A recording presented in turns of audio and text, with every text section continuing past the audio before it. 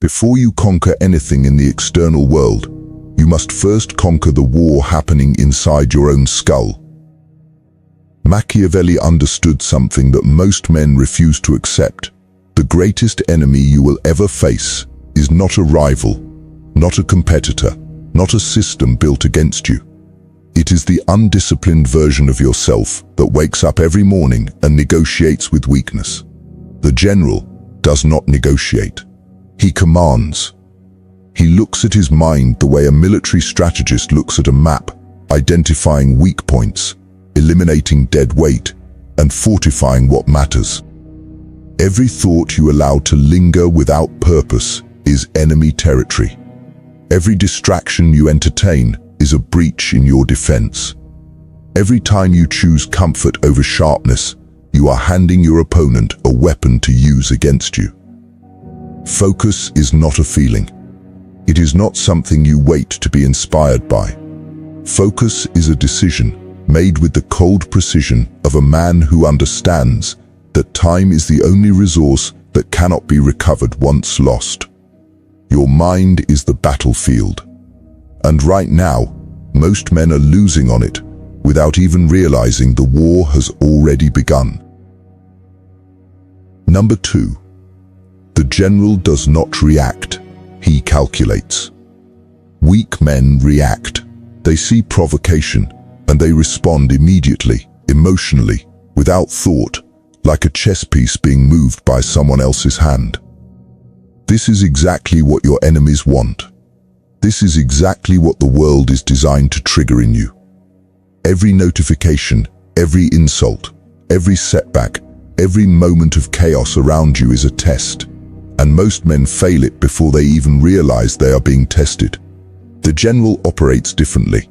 When pressure arrives, he does not flinch. He observes, he measures, he calculates the weight of every possible response before he moves a single muscle. Machiavelli wrote that the wise man does not leave things to chance when he can apply reason, and that principle is not just political strategy, it is a way of being. It is a psychological architecture that separates the powerful from the powerless. Understand this: your emotional reaction is not strength, it is exposure. The moment you react without calculation, you have revealed your weak points to every sharp mind watching you. And there are always sharp minds watching. The boardroom, the street, the relationship, the negotiation, every arena of life rewards the man who can absorb pressure like stone and release his response like a surgeon's cut. Precise, deliberate, devastating. This is what dangerous focus looks like in practice. It means you build a wall between stimulus and response, and inside that wall, you think. You assess the terrain. You ask yourself what outcome you are engineering, not what emotion you are feeling. Feelings are data, not commands. The general reads them, processes them, and then sets them aside to do what must be done. React, and you become predictable. Calculate, and you become untouchable. Number 3. Eliminate everything that does not serve the mission. Machiavelli was not a man of sentiment. He was a man of strategy. And one of the most ruthless strategic truths he ever revealed was this: a prince who tries to please everyone will ultimately be destroyed by everyone. You cannot build an empire while carrying dead weight. You cannot become a general while surrounding yourself with soldiers who have already surrendered in their minds. At some point, the most powerful decision you will ever make is not about what you add to your life. It is about what you are willing to cut from it. Most men are afraid of that cut. They hold on to friendships that drain them because they fear loneliness. They maintain habits that sabotage them because change feels like loss. They stay in environments that shrink them because familiarity feels like safety. But here is the cold truth that Machiavelli understood centuries ago, and that modern psychology confirms today. Your environment is not just influencing you, it is programming you. Every person you spend time with, every conversation you engage in, every space you occupy is either sharpening your edge or dulling it. There is no neutral ground. The general conducts an audit. He looks at his inner circle with the same ruthless objectivity he applies to enemy intelligence. He asks, does this relationship elevate my mission or dilute it? Does this habit build my capacity or erode it? Does this environment produce the version of me I am engineering, or does it keep pulling me back toward the version I am trying to destroy? These are not cruel questions. They are necessary ones. Sentimentality is a luxury that losers afford themselves. The man who refuses to lose cannot carry passengers. This does not mean you become cold to the world. It means you become disciplined about what and who earns access to your time, your energy, and your mental space. Because your focus is finite. Your hours are finite. And every minute spent on what does not serve the mission is a minute stolen from the man you are becoming. Cut ruthlessly. Build deliberately. Protect your focus like it is the most valuable asset you own. Because it is. Number 4. Silence is your most dangerous weapon. There is a reason the most powerful men in history were never the loudest ones in the room. Power does not announce itself. Power does not explain itself. Power does not justify itself to those who are not qualified to understand it. And yet, most men spend the majority of their energy doing exactly that. Explaining their moves, defending their decisions, broadcasting their plans, seeking validation from mouths that will never feed them, and minds that will never match them. This is not communication. This is self-sabotage, dressed in the language of confidence. Machiavelli understood the geometry of silence better than almost any thinker who has ever lived. He watched princes fall, not because they lacked intelligence, but because they could not control what came out of their mouths. He observed courts, kingdoms, and power structures collapse because men revealed too much. Too soon, to too many. Information is currency, and the man who spends his currency carelessly will always end up bankrupt, regardless of how much he started with. Every word you speak unnecessarily is a withdrawal from your power account. Every plan you announce before it is executed is a strategy handed to your opposition. Every emotion you display publicly is a map of your vulnerabilities given freely to those who would exploit them. Dark psychology teaches us something deeply uncomfortable about human nature. People do not respond to your openness with trust. They respond to it with calculation. The moment you reveal your fears, your desires, your insecurities, your next move, you have handed the psychologically sophisticated person in the room a set of levers they will use to pull you in whatever direction serves them. This is not cynicism. This is the observable mechanics of how human beings actually operate beneath the social performance of warmth and connection. The general speaks with intention, or he does not speak at all. He understands that silence in a conversation is not emptiness, it is pressure. It forces the other person to fill the void, to reveal themselves, to expose their hand, while he keeps his chest close. Silence is intelligence gathering. Silence is dominance without aggression.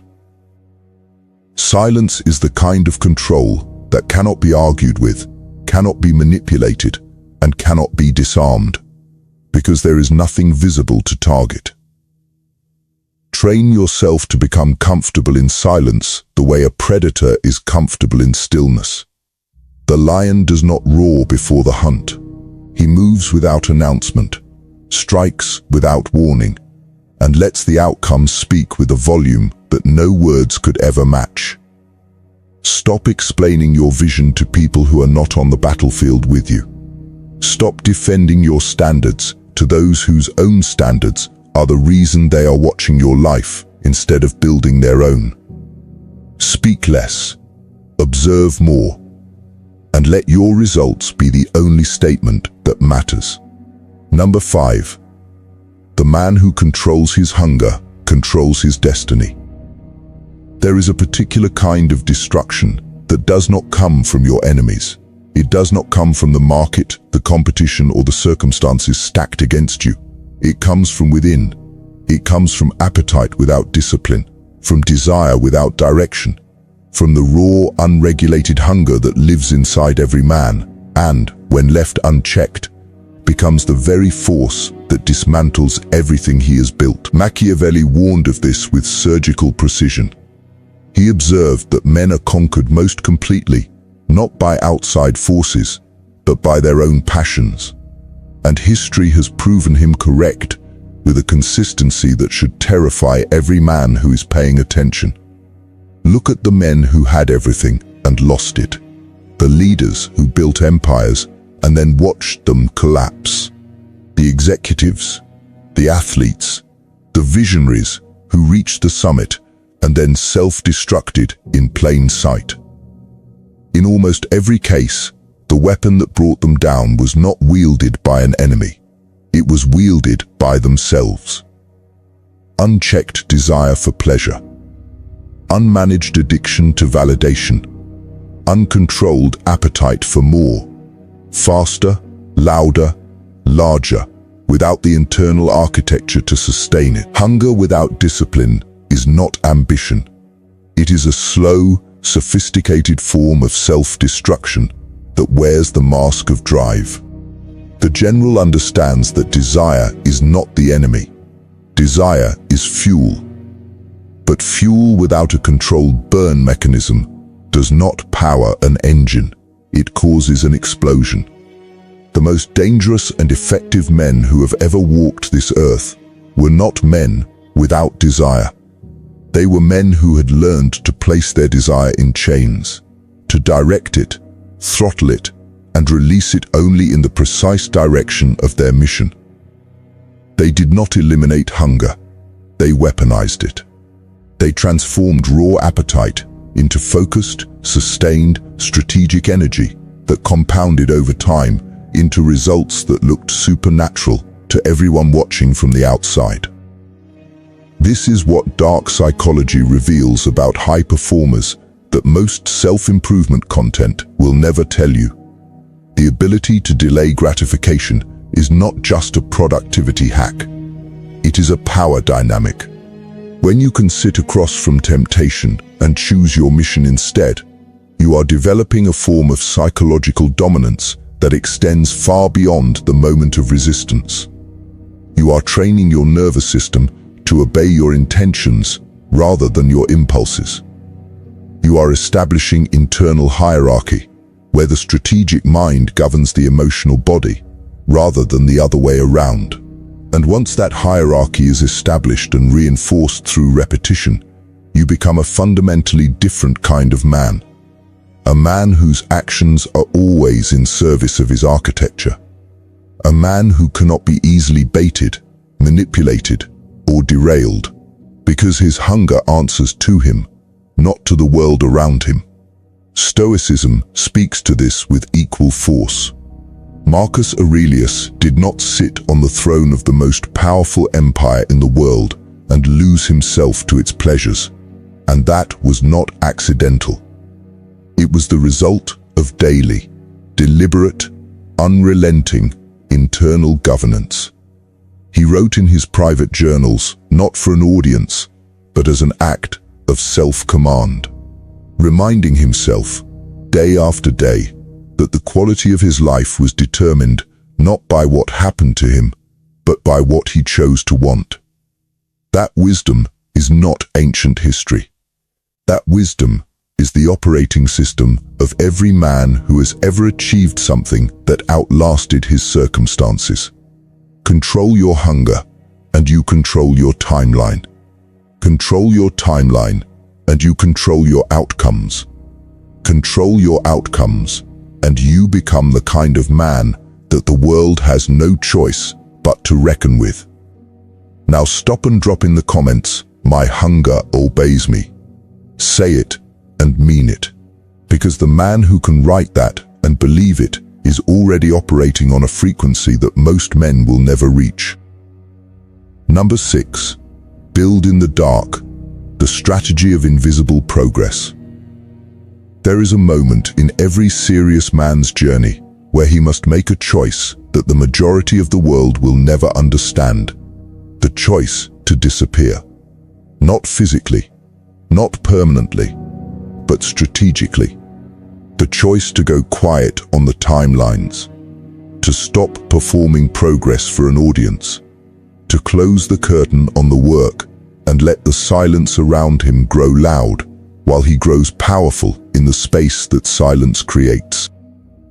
Most men cannot make this choice.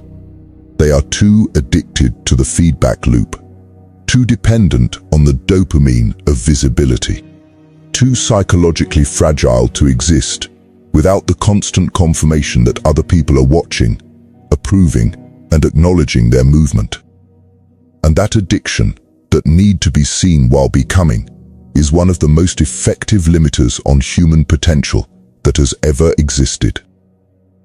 Machiavelli understood the strategic value of concealment at a level that most modern thinkers have entirely forgotten.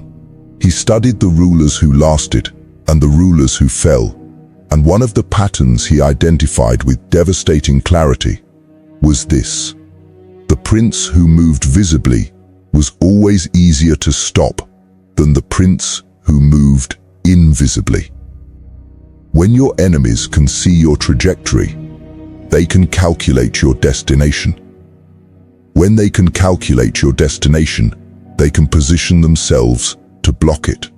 But when you operate beneath the surface, when your preparation is private, your strategy is sealed, and your ambition is known only to yourself, you remove from your opposition the most critical asset they need to neutralize you, which is information. You become a variable they cannot account for. And a variable that cannot be accounted for cannot be controlled. Dark psychology adds another dimension to this truth that cuts even deeper.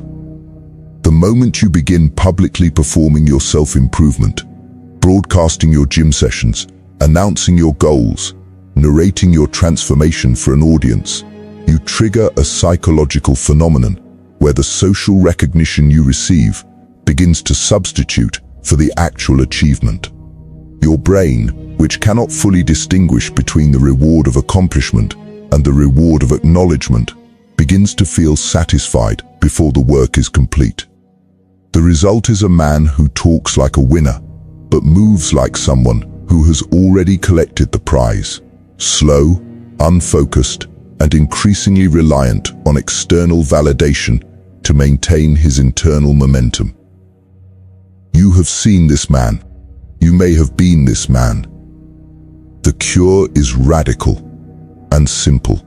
Stop announcing and start executing. The generals of history who achieved the most decisive victories were the ones whose opponents never saw them coming. Hannibal did not telegraph his crossing of the Alps. Caesar did not broadcast his strategy before his campaigns. The element of surprise was not just a military advantage. It was a psychological weapon that shattered the morale of opposition before a single sword was raised. That same principle applies to your life with identical force. When you resurface after a period of invisible work, sharper, stronger, more capable, more resourced than anyone around you expected, the psychological impact on those who doubted you, competed with you, or dismissed you is total and irreversible. You do not have to say a word. Your transformation says everything, and it says it in a language that cannot be argued with, minimized, or undermined. This is the discipline of building in the dark. It requires a specific kind of internal strength, the ability to find your motivation entirely within yourself, without the fuel of external eyes.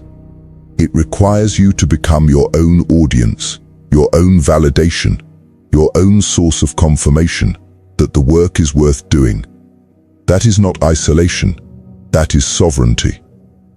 The man who needs no witness to do the work is the man who will eventually produce work that the whole world cannot ignore. Go dark on the noise.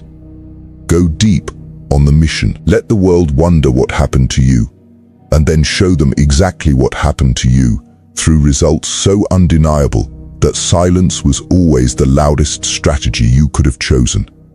Protect your process, guard your vision, and build with the kind of focused, unwitnessed intensity that turns ordinary men into forces of nature.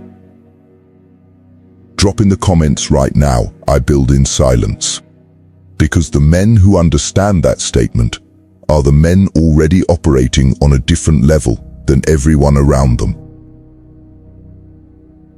Number 7. The psychology of the unbreakable man. There is a category of man that the world does not fully understand and cannot easily explain. He has been broken before, sometimes completely, sometimes repeatedly, and yet he stands.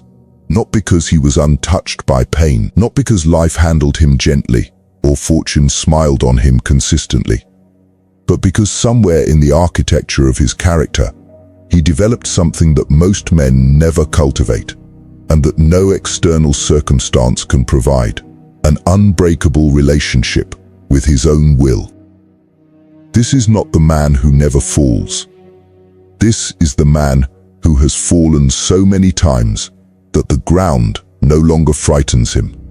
And that distinction is everything. Machiavelli wrote that fortune is like a river. When it floods, it destroys everything in its path. But the wise man builds embankments before the flood arrives.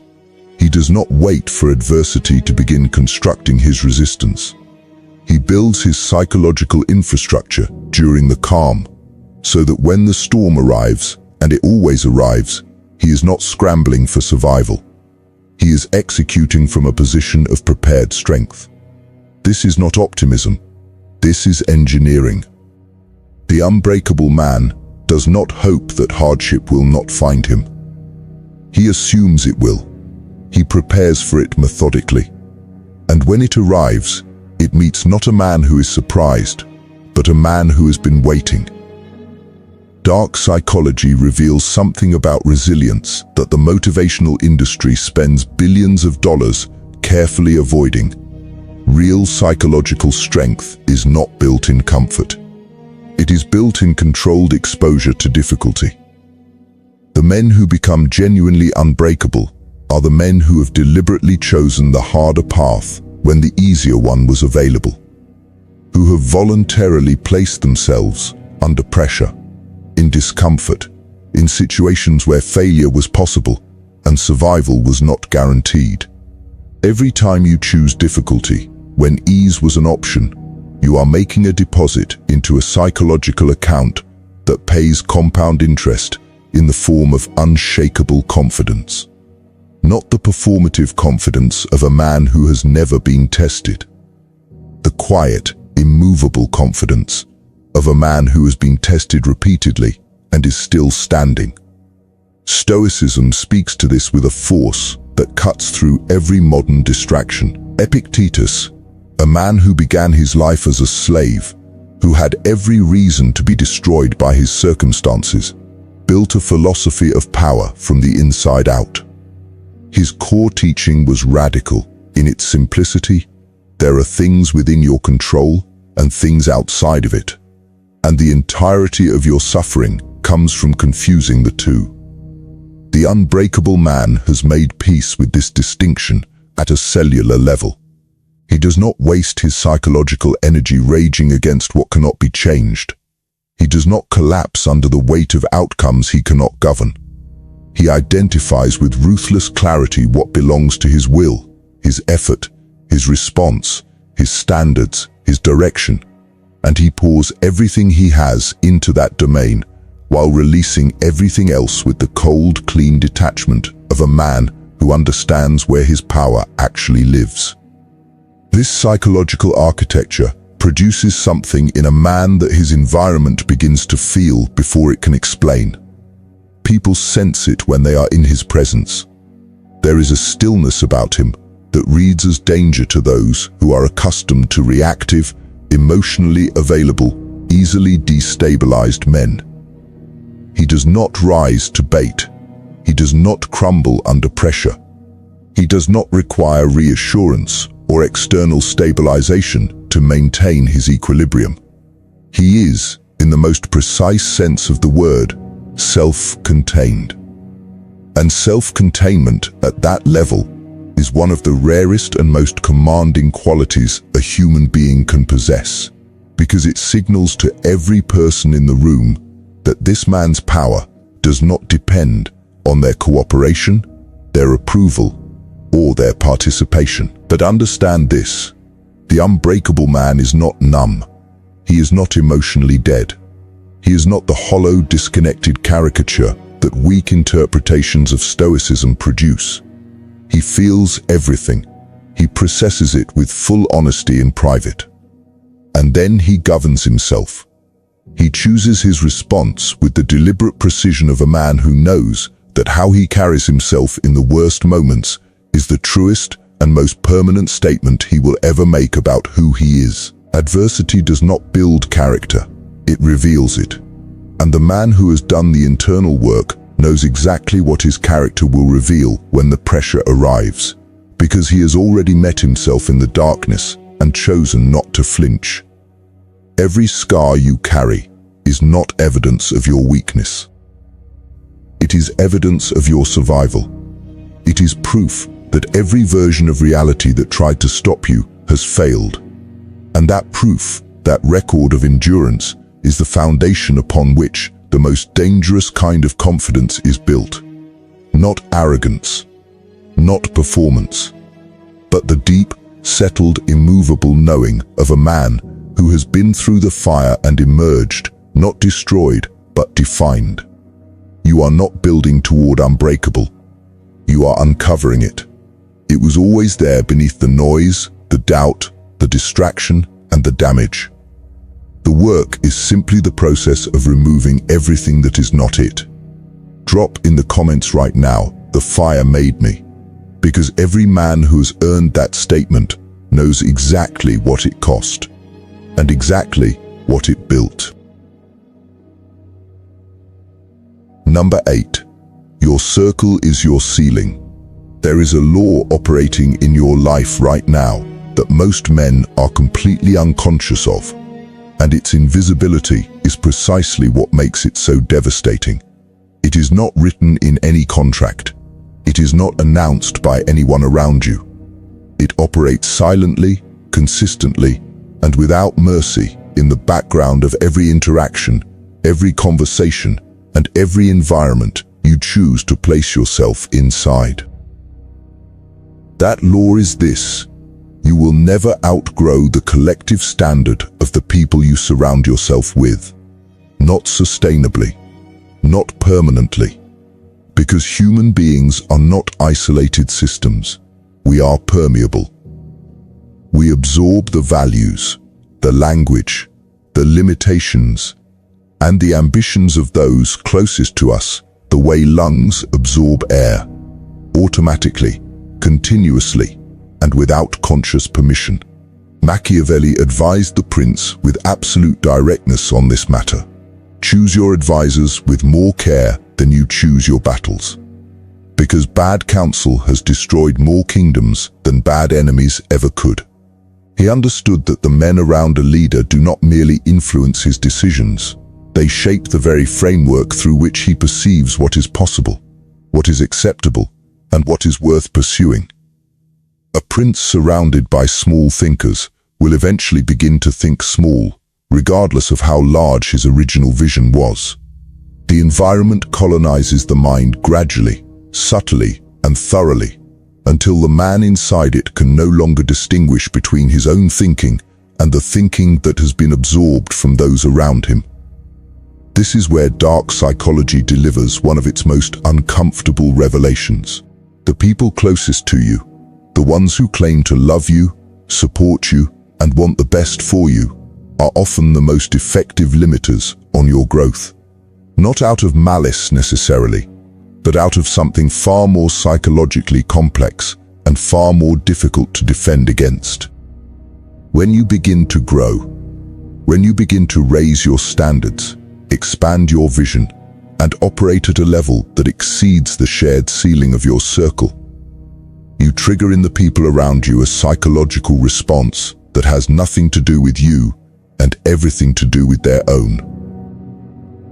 Unconfronted limitations. Your progress becomes a mirror they did not ask to look into.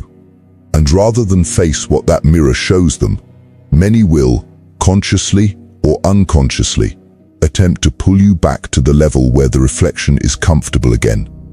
They will call it concern. They will frame it as loyalty. They will dress it in the language of keeping you grounded, keeping you humble, keeping you realistic.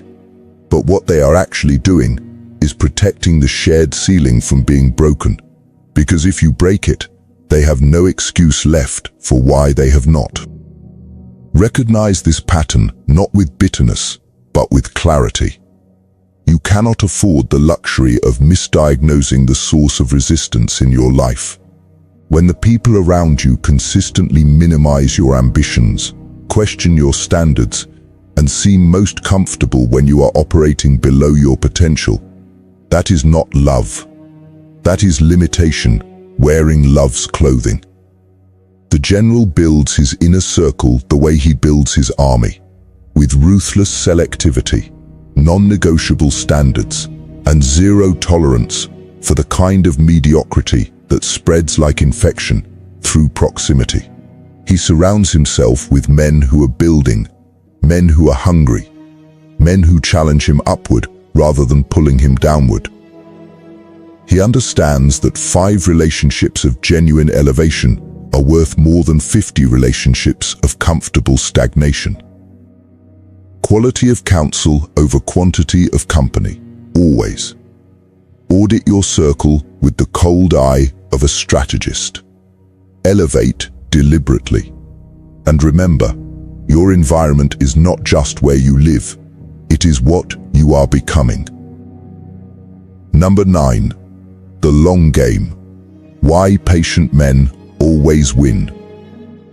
In a world engineered for instant gratification, where every platform, every algorithm, every product, and every system is designed to deliver reward as fast as possible, and keep your attention span as short as possible, the man who masters patience is not just disciplined.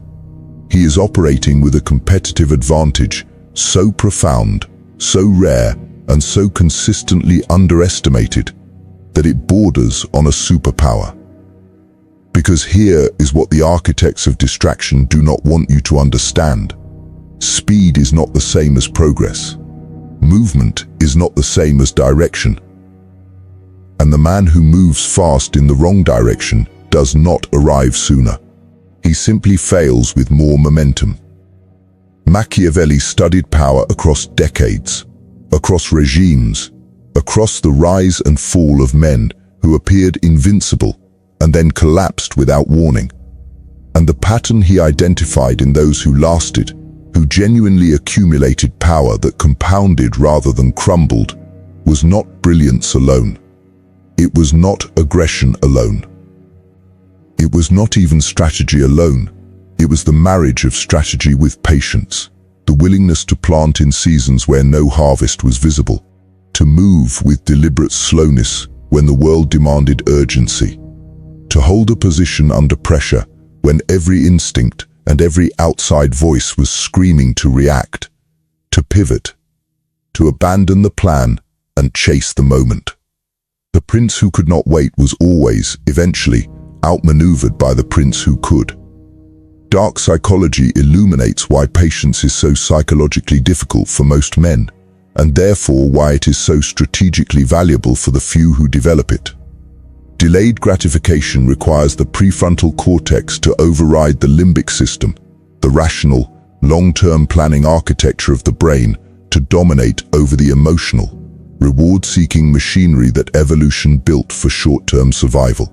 This is not a natural state, it is a cultivated one.